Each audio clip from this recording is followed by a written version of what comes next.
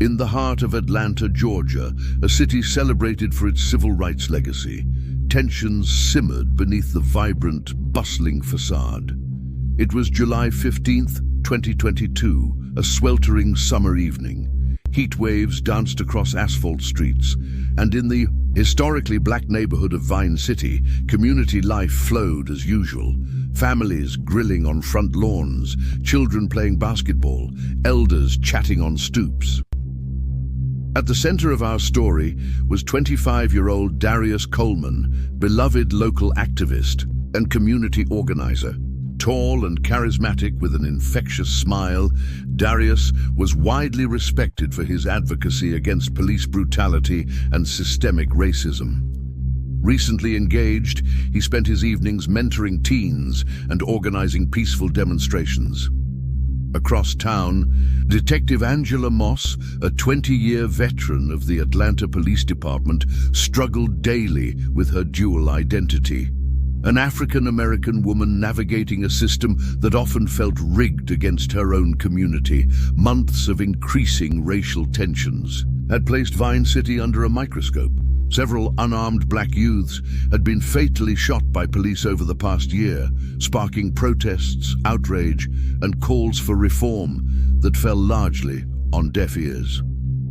Darius had emerged as a strong voice in the movement, speaking passionately at city council meetings and rallying public support.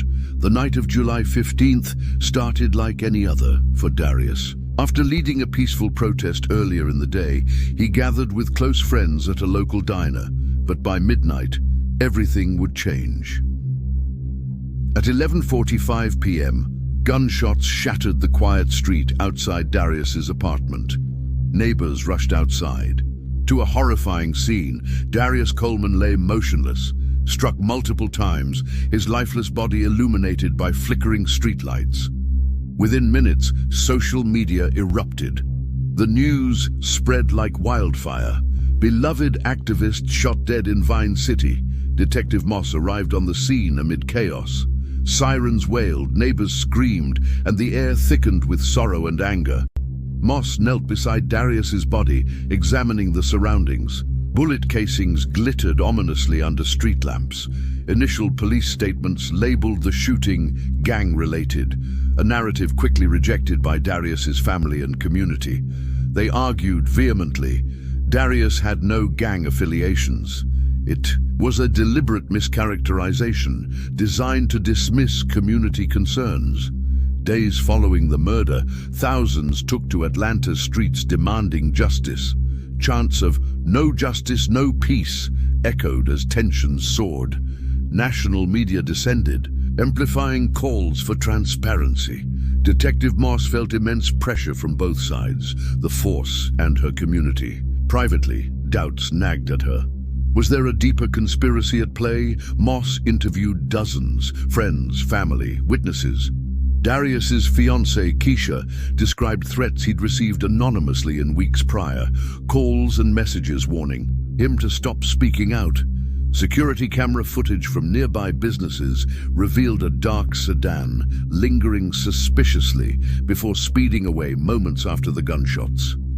Evidence pointed disturbingly towards an inside job. Moss discovered suppressed bodycam footage from an earlier protest where officers openly expressed disdain for Darius. An officer named Jake Rollins was particularly aggressive, his threats captured clearly. Rollins, when interrogated, vehemently denied involvement, but was visibly rattled. Moss's instincts screamed suspicion. The case became a flashpoint. Advocates accused police of sabotage, cover-ups, and systemic racism. Conspiracy theories flourished online, some claiming high-ranking officials ordered Darius's assassination to silence him.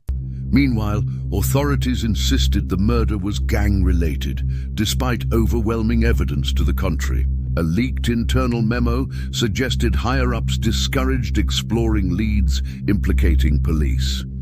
Detective Moss faced backlash from her department after insisting on transparency. Threats soon followed, mysterious calls, slashed tires. Determined, To expose the truth, she pressed forward secretly. One rainy night, an anonymous informant handed Moss a USB drive containing explosive evidence. Audio recordings of Rollins plotting Darius's murder with two other officers, driven by a dangerous cocktail of personal vendettas and institutional racism. When Moss went public, Atlanta erupted anew. Authorities initially denied, but the evidence was irrefutable. Officer Rollins was arrested alongside his accomplices. Months later, Rollins and his co-conspirators stood trial. The courtroom packed with emotional supporters chanting softly outside, "No justice, no peace." Despite compelling evidence, jurors deliberated intensely, many skeptical about convicting officers. Ultimately, Rollins received a life sentence, accomplices lesser charges. Though convictions came, the city's wounds remained deep. For Darius's family and community, justice felt partial, hollowed by a system they still distrusted deeply. Questions lingered. Who authorized the initial narrative dismissing Darius's murder? How deep did the cover-up extend? The tragedy galvanized Vine City further. Darius's death birthed deeper activism, community-driven oversight boards, youth programs, relentless advocacy. Detective Moss retired, becoming a passionate community advocate herself, determined to ensure no voice like Darius's was silenced again. Darius Coleman's story became emblematic of a broader struggle for justice. His name inspired policy shifts, police accountability reforms, and enduring resilience within the Black community. Yet, amidst progress, haunting questions remained.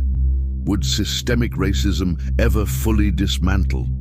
Could trust between Black communities and law enforcement ever heal? Now, dear viewer, the story doesn't have to end here. What do you think? Can true justice ever be fully achieved within a system so deeply flawed? Comment below your thoughts. And if this story resonated with you, don't forget to like, subscribe, and share. It helps us bring more important narratives to light. Stay informed, stay involved, and together we keep the fight for justice alive.